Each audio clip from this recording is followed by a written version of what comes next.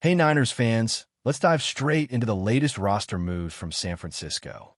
The initial cutdown day might just be the first step in shaping the 53-man squad, but already has plenty of surprises and storylines worth dissecting. Even in just the first 24 hours, there are names and positions you'll want to keep a close eye on because the shuffle doesn't stop here. This is a team constantly tweaking, optimizing, and finding ways to get the best combination on the field, and it's fascinating to watch how it all unfolds. First up, some cuts immediately raised eyebrows. Guys who have been mainstays on special teams, players with starting potential, and even a veteran punter all found themselves off the roster, at least temporarily. Thomas Morstead, the punter who has been a reliable presence for years, was among the cuts, and that one really caught fans off guard. He's a seasoned player in his late 30s, mature, and well aware of the business side of football. From the team's perspective, this was less about letting him go and more about roster maneuvering. Morstead's talent and experience are too valuable to risk losing entirely, so this move signals a short-term adjustment rather than a permanent parting. Special teams also saw a shake-up with multiple players who have had significant roles either being released or shifted around. Curtis Robinson, who has been an ace on special teams and had been projected as a starter on other teams, was cut from the roster, but don't panic. His skill set remains highly valued, and it's widely expected he will return, likely on the practice squad or through another roster move in the coming days. The way the 49ers are handling these transitions shows a calculated approach, ensuring depth in key positions while still maintaining flexibility for midweek or short-term adjustments. Wide receivers, as usual, are a hot topic, especially given San Francisco's ongoing need for depth in the passing game. Several receivers who had been in training camp, including Malik Turner, Russell Gage, and Junior Bergen, were among those cut. Some of these decisions might seem surprising at first glance, especially with injuries and depth concerns looming, but each move has context. Kyle Shanahan and his staff are clearly mapping out a long-term strategy, balancing younger talent, veteran presence, and positional versatility. For instance, Jacob Cowing remains on the roster despite a hamstring injury, signaling the team's plan to have him available once healthy, even if it means temporary roster constraints elsewhere.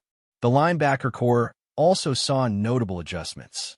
Players like Curtis Robinson and others who were expected to contribute in both defense and special teams have been temporarily moved off the active roster. Yet the underlying message is that their contributions are still valued. These moves aren't about a lack of confidence. They're about managing depth, protecting key players, and maintaining flexibility for the next critical weeks as the team prepares for the full 53-man lineup. The 49ers have shown a clear preference for safeguarding linemen, both offensive and defensive, which explains why some of these cuts might feel counterintuitive until you see the bigger picture. Tight ends were another interesting area of focus. While many predicted the team might carry 4, only 3 were kept for now. This is partly a numbers game, balancing offensive line depth, defensive line needs, and special team strategy. Some players who were initially expected to make the squad were moved aside to open space for linemen, ensuring the team has a strong foundation in the trenches while still preserving key skill players for future inclusion. Looking deeper, there are a few players whose stories stand out. Chase Lucas, for instance, earned a spot on the roster, a huge win for him and a boost for the team's secondary. Meanwhile, younger talents like YG Amados are returning from PUP, ready to take on meaningful roles. Matos in particular represent a player with high potential who could see significant snaps early in the season, given his versatility and ability to adapt across the defensive line. His development under Robert Saleh's guidance could be a game-changer, and fans should keep an eye on how quickly he integrates into key packages. The quarterback situation remains stable, with the team keeping just 2 active quarterbacks under the new practice squad rules. This decision is strategic rather than risky, as the 49ers retain the ability to elevate a 3rd quarterback from the practice squad if needed. It's all part of the broader strategy to manage roster flexibility without sacrificing quality in essential positions. The same philosophy applies to offensive line management. Players like Drew Moss were protected, even as other cuts were made, because the team values stability in the core positions that control both the passing and running game. Preserving linemen while juggling other areas of the roster shows a clear, long-term vision. Returning to the wide receiver group, the team currently carries 5 receivers, slightly fewer than the usual 6. Names like Ricky Pearsall, Jawan Jennings, Sky Moore, and Jordan Watkins are in the mix, though some will be unavailable at the start due to injury or other factors. The decision to temporarily leave a roster spot open for a veteran addition, such as potential interest in Amari Cooper, highlights the team's intent to supplement youth with experience. San Francisco is clearly plotting carefully, keeping a mix of emerging talent and established players to ensure the roster remains competitive while addressing immediate gaps. It's also worth noting how the 49ers handle special teams depth. With only 2 specialists currently active, roster maneuvers are likely in progress to ensure a punter and kicker are fully secured for game day operations. This is where Morstead's temporary release makes sense. It creates flexibility without compromising critical capabilities. The front office has proven adept at managing these types of logistical challenges in the past, and the pattern suggests similar solutions will emerge quickly to maintain operational readiness. Another layer of complexity comes from players projected for IR or practice squad roles. Jacob Robinson, for instance, will miss the season due to a forearm injury, effectively giving him a redshirt year. This move preserves his eligibility to compete for a spot next season while allowing the team to maximize current active roster slots. Similarly, other players with injuries or temporary limitations are being managed strategically to ensure the roster remains adaptable without losing key contributors for the long term. Overall, the initial cutdown day shows a blend of calculated risk, strategic roster management, and forward-looking planning. Veterans, young players, and specialists all play a part in this carefully orchestrated shuffle. While some moves might seem surprising at first, they all reflect a coherent approach. Protect key assets, maintain depth across all phases, and leave room to add experienced pieces where needed. For fans, it's both exciting and nerve-wracking to watch, but the underlying narrative is clear. San Francisco is building a roster capable of competing at the highest level while carefully managing flexibility, depth, and long-term potential. Continuing with the latest moves from San Francisco, one of the most fascinating aspects of this roster shuffle is how it highlights the organization's long-term vision while still addressing immediate needs. The team is balancing veteran experience, young talent, and versatility in a way that signals careful planning and a deep understanding of the intricacies of roster management. Wide receiver depth, as mentioned, remains a crucial concern. Players like Malik Turner, Junior Bergen, Russell Gage, and Isaiah Hodgins being cut initially might raise eyebrows. But it's clear these moves are not purely about talent evaluation. They're about creating roster flexibility and strategically positioning players to either return via practice squad or be replaced temporarily to accommodate other critical pieces. The 49ers' approach with the wide receiver room is particularly interesting. While they currently carry 5 active receivers, there's a deliberate opening for a veteran addition. This shows that the front office is actively considering experience and leadership, especially in a group that needs depth for both short yardage and explosive plays. Jacob Cowing, despite his hamstring issue, remains on the roster for now, suggesting the team anticipates his return and wants to ensure they can integrate him smoothly without losing flexibility elsewhere. In the NFL, roster math is everything, and San Francisco is demonstrating how to navigate these complex decisions effectively. Looking at the defensive line, the recent activations of players like Y.G. Matos and Drew Moss provide significant depth and versatility. Matos, in particular, offers a combination of size, athleticism, and adaptability that makes him a key contributor on multiple fronts. Under Robert Saleh's guidance, his development could be substantial this season, potentially seeing him involved in specialized packages or rotational roles that maximize his impact.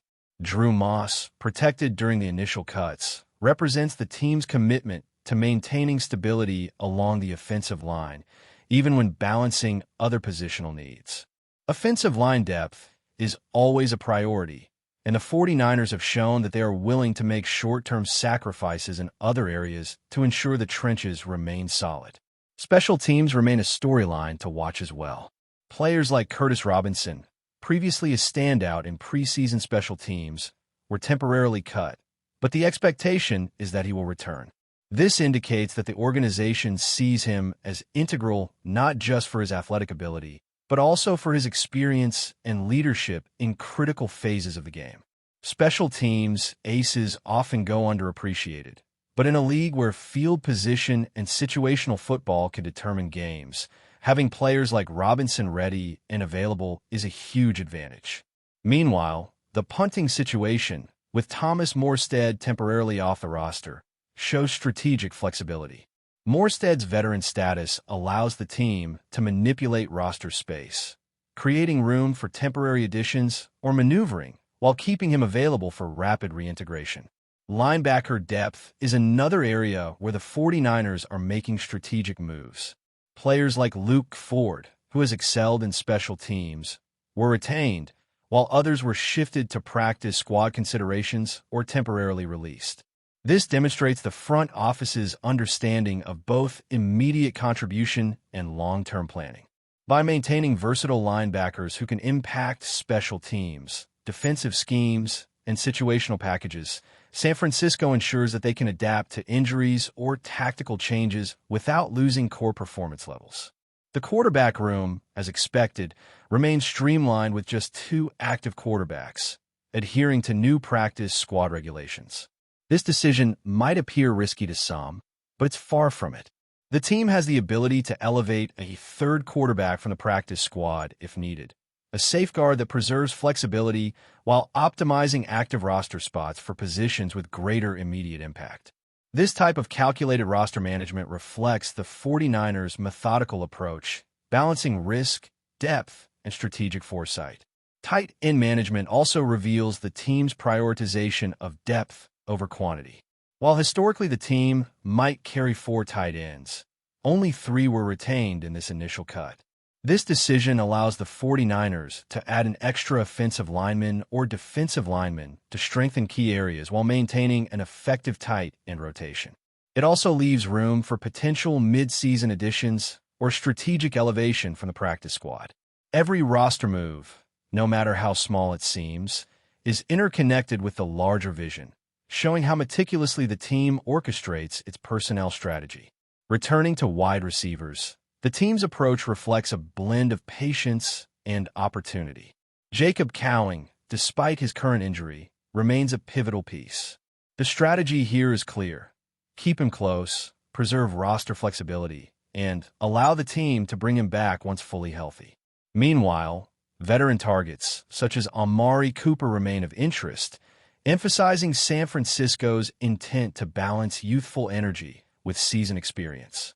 The combination of strategic cuts and potential additions indicates that the 49ers are not reacting to short-term pressures. They are planning for the season in a holistic way. Several other roster stories are worth highlighting. Chase Lucas secured a roster spot, marking a significant achievement for him and a boost to the secondary's depth. Meanwhile, Jacob Robinson's season-ending injury effectively gives him a developmental redshirt year, allowing him to return stronger next season. These moves show the 49ers' commitment to player development while maintaining competitive balance for the current year. Every decision is deliberate, weighing both short-term impact and long-term growth potential. Defensive depth, particularly along the line, is shaping up as a key advantage. YG Amato's activation brings a player with high versatility and explosive potential into rotation, which could prove crucial in rotational packages and situational matchups. In summary, the early roster moves from the 49ers reveal a team deeply strategic in its planning, managing immediate needs while preserving long-term growth. Each cut, activation, and roster retention reflects a deliberate philosophy. Maintain flexibility, protect core contributors, and ensure a blend of talent, youth, and experience across all positions. For fans, it's a thrilling period, full of surprises, tactical insights, and glimpses of the team's vision for the season ahead. With key players returning from injury young talent ready to step into rotational roles, and strategic veteran interest looming, San Francisco is setting the stage for a season where depth, versatility, and calculated roster management could make all the difference on the field. But before we dive in, don't forget to subscribe to 49ers Zone and hit the like button on this video. Your support helps us keep bringing you the latest updates on the San Francisco 49ers. And don't forget to share your thoughts on the news in the comments below. The sports world is buzzing with a development that has already begun to dominate locker room conversations and social media chatter. The Cleveland Browns star defensive end, Myles Garrett, has officially been traded to the San Francisco 49ers, a move that insiders describe as seismic for both franchises and potentially transformative for the upcoming season. Rumors had been swirling for weeks, with speculation intensifying after Garrett was reportedly seen in meetings with 49ers executives, but the confirmation has now turned gossip into reality. Analysts are already dissecting the strategic implications. The 49ers, known for their aggressive defensive schemes, suddenly find themselves equipped with one of the most dominant pass rushers in the NFL. The Browns, conversely, appear to be entering a phase of recalibration, seeking to balance this high-profile exit with draft capital and other roster adjustments that could reshape their defensive identity. Social media erupted as fans of both teams exchanged heated opinions, some lamenting the departure of a player who has been synonymous with Cleveland's defensive identity for years, while others celebrate the 49ers' audacious acquisition, framing it as a bold statement of intent. The financial and contractual dimensions of the trade are also under intense scrutiny, with speculation about guarantees, signing bonuses, and the impact on both teams' salary caps fueling a continuous stream of commentary that has yet to die down, reflecting the intensity of interest surrounding one of the most talked-about trades in recent NFL history. The timing of Garrett's move to the 49ers has prompted even more conjecture, as league insiders weigh the implications for both teams' competitive trajectories and broader strategic ambitions. For the 49ers, acquiring Garrett is not just about strengthening their pass rush. It signals a willingness to recalibrate their defensive identity around a single transformative talent, a player whose disruptive capabilities can alter the outcome of games with a single play. Coaches are reportedly adjusting schemes in anticipation of integrating Garrett into both base and sub-package formations, suggesting a recalibration that could influence not only the defensive front, but also the team's overall tempo and aggression. Cleveland, meanwhile, faces a period of potential unrest as team management works to reassure fans and players that the move, while significant, aligns with a longer-term vision for the franchise. Locker room dynamics are already being discussed in hushed tones, with speculation about who will step up to fill Garrett's void and whether young prospects will rise to the occasion. The rumor mill has not ceased, feeding endless debate about whether this trade was prompted by internal tensions, contractual negotiations, or a calculated strategy to extract maximum value for a generational talent. Every angle is being considered by fans, journalists, and insiders alike, who dissect every pass game, every press conference, and every subtle tweet for clues about what led to one of the most unexpected and electrifying trades in recent NFL memory. The media frenzy surrounding Garrett's arrival in San Francisco has reached a near-unprecedented pitch, with 24-hour sports networks dedicating extensive coverage to every nuance of the trade and its implications, while sports podcasts endlessly speculate about the potential on-field impact. Analysts highlight Garrett's ability to pressure quarterbacks consistently, noting that his presence alone can change offensive play calling, disrupt timing, and force adjustments from even the most disciplined defensive lines. Meanwhile, Browns commentators are exploring the delicate balance between mourning a star's departure and celebrating what the acquired draft picks or prospects could bring in the future, emphasizing that the team is entering a pivotal crossroads. Social media debates rage, featuring comparisons between Garrett and other defensive legends, predictions of sacks, turnovers, and Pro Bowl selections, and heated discussions about how head coaches will adapt to this new reality. Rumors about locker room sentiment suggest a mix of excitement, anxiety, and curiosity as teammates weigh the potential cultural and leadership shifts that accompany the loss of a player who's been boat-abuzz, with fans creating narratives, projecting statistical outcomes, and imagining signature plays that could define the season. Ultimately, this trade serves as a masterclass in the intersection of sports performance, strategic management, and media spectacle, blending tangible on-field implications with the intangible allure of rumor and anticipation, ensuring that Garrett's move will dominate discussions for weeks, months, and potentially the entirety of the upcoming NFL season. Myles Garrett's transfer to the 49ers is shaping up to be one of the most scrutinized storylines in recent professional football history, as pundits, fans, and insiders alike examine every conceivable angle, from tactical adjustments and team chemistry to long-term franchise ramifications and playoff projections. Conversations continue to swirl around the immediate impact on both rosters, with questions about who will emerge to fill Garrett's void in Cleveland, how quickly he will adapt to San Francisco's defensive schemes, and whether his presence will catalyze a championship-level performance. Rumors about behind-the-scenes negotiations, personality clashes, and strategic foresight fuel an unending stream of discussion, while analysts debate whether the trade is a win-win scenario or a high-stakes gamble for both organizations. The ripple effects extend beyond the field, influencing media narratives, fantasy football outlooks, and even the broader cultural perception of both teams, making Garrett's trade more than just a player transaction. It becomes a symbol of ambition, strategy, and unpredictability in the NFL. Enthusiasts dissect practice footage, scrutinize press statements, and speculate on leadership dynamics, with every small detail amplified through the lens of rumor and conjecture. In the end, the trade has created a story rich with intrigue, excitement, and endless possibilities, ensuring that Myles Garrett's journey with the 49ers will be followed with obsessive attention, debate, and anticipation, as fans and analysts collectively wonder how this seismic shift will redefine the league's competitive landscape and what unforeseen surprises might emerge from one of the most talked-about trades in recent memory. That's it for this update.